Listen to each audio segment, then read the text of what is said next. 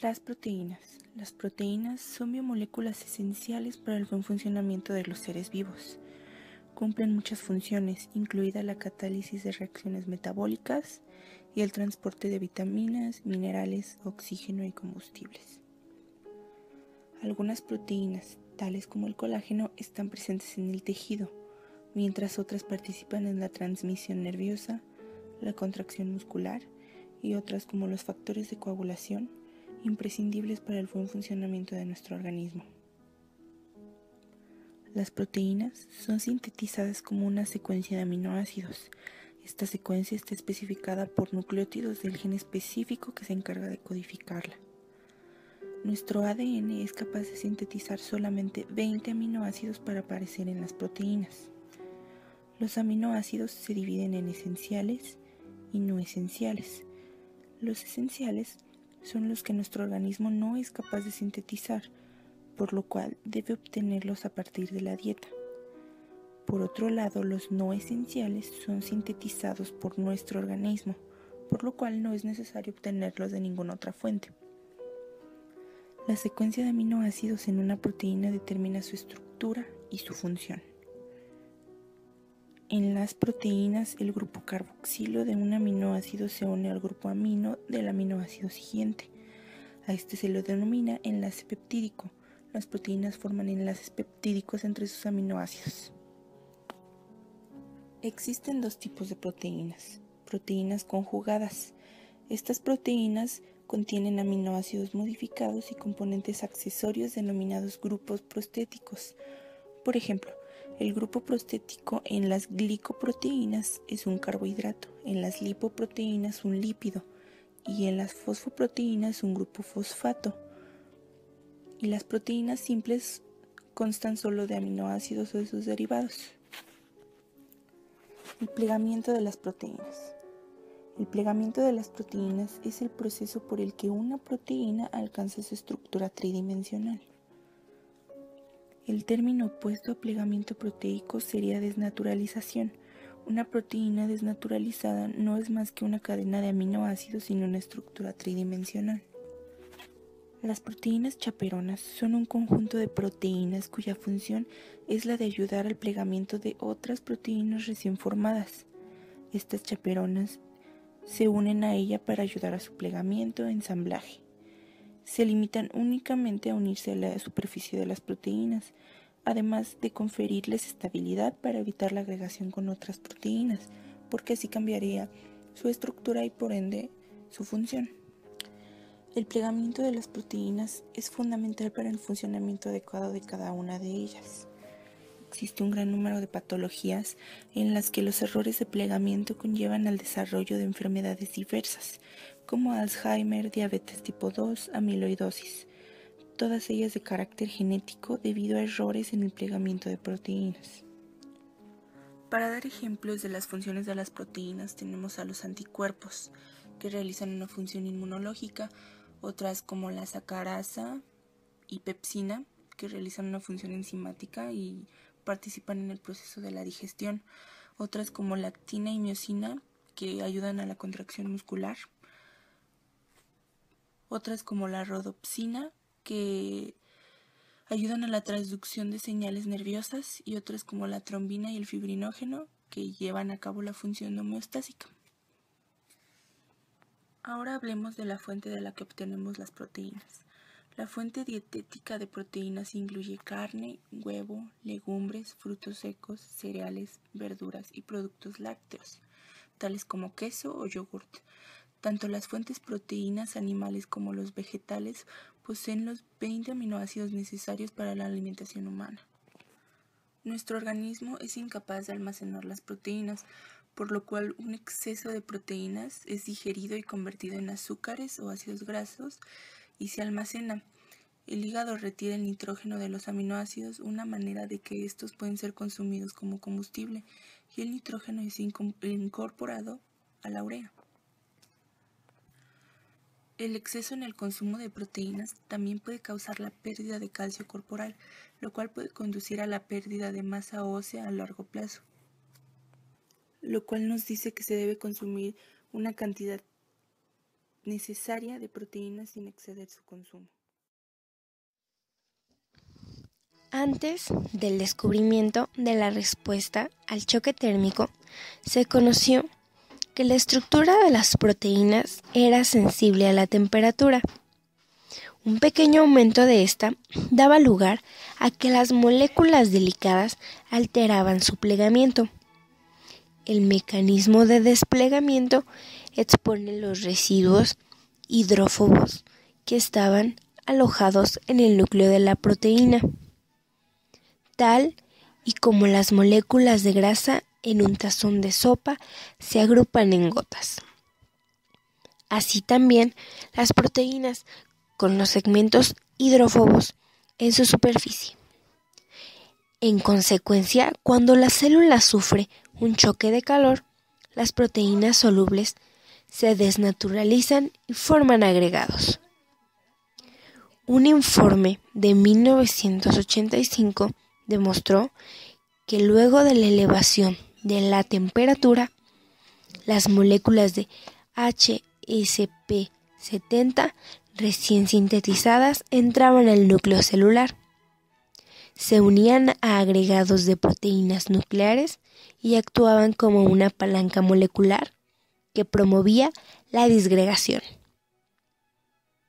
Debido a su contribución en el ensamblaje de las proteínas, al prevenir las interacciones indeseables, la proteína HSP70 y las moléculas relacionadas recibieron el nombre de chaperonas moleculares. Pronto se demostró que las proteínas de choque térmico bacterianas GROEL y la rubisco ensambladora de proteínas en las plantas eran homólogos. De hecho, las dos proteínas mostraban los mismos aminoácidos en alrededor de la mitad de más de 500 residuos en sus respectivas moléculas, que dos proteínas, ambas de la familia de chaperonas HSP60, retuvieran muchos de los aminoácidos semejantes, reflejaban sus funciones esenciales y similares en los dos tipos de células. ¿Pero cuál era su función esencial?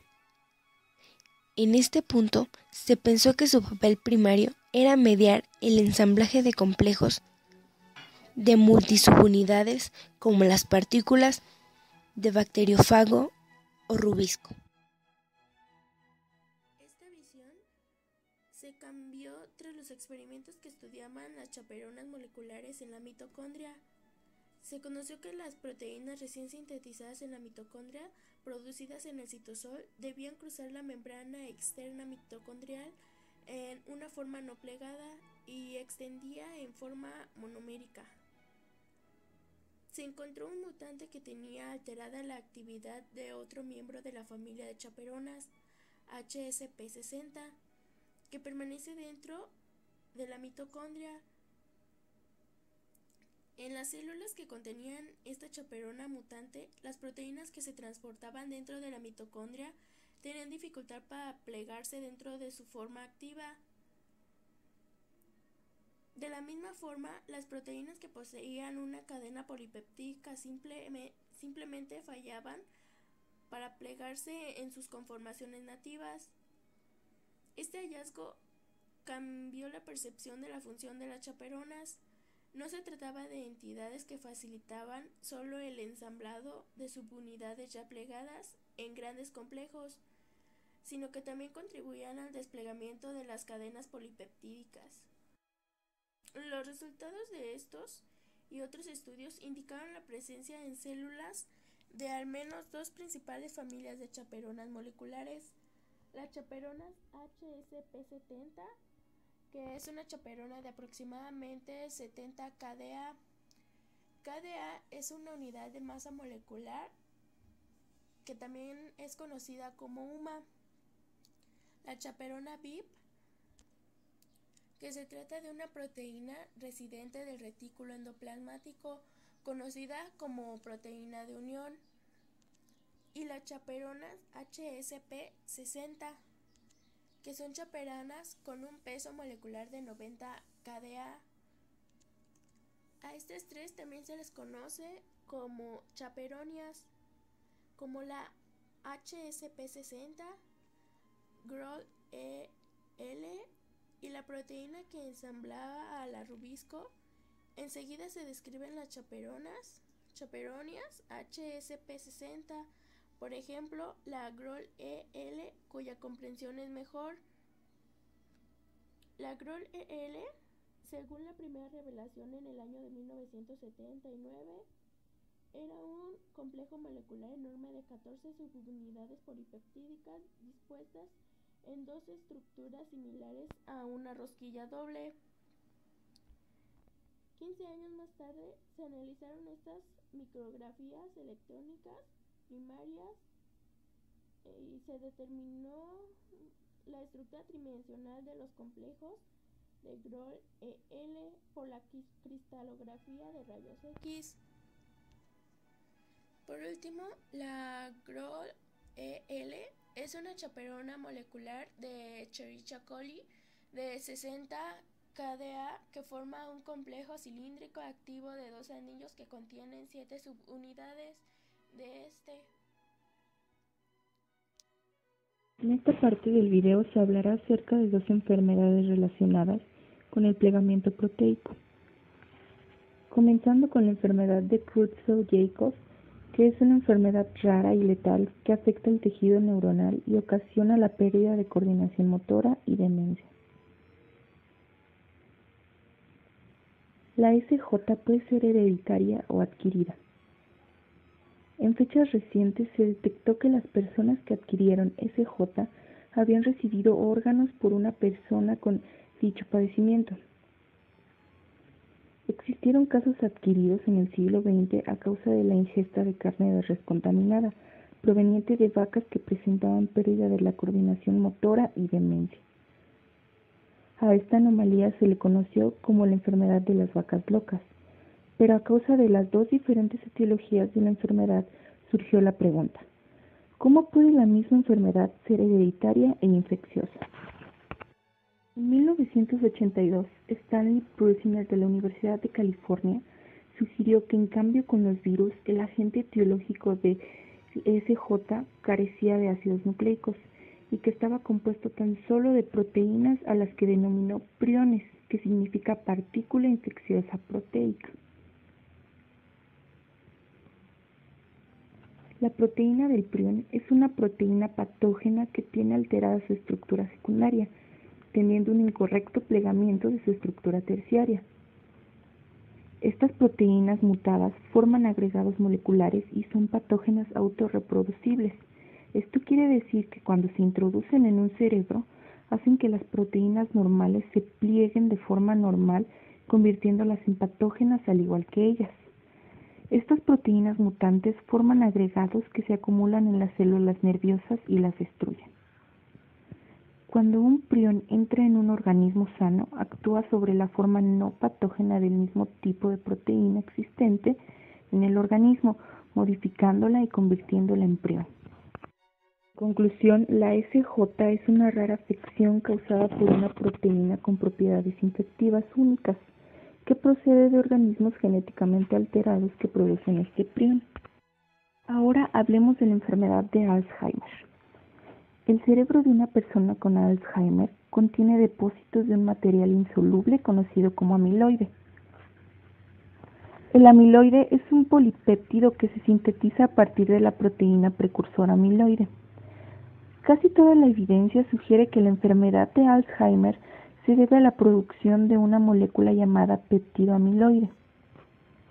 Dichas moléculas atacan la sinapsis neuronal. Recordemos que la sinapsis es el proceso mediante el cual, a partir de neurotransmisores, las neuronas se comunican unas con otras y finalmente pues esto ocasiona que la célula muera. Las personas que padecen una forma hereditaria de Alzheimer portan una mutación en el gen que sintetiza la proteína precursora amiloide, que provoca aumento en la producción de péptido amiloide.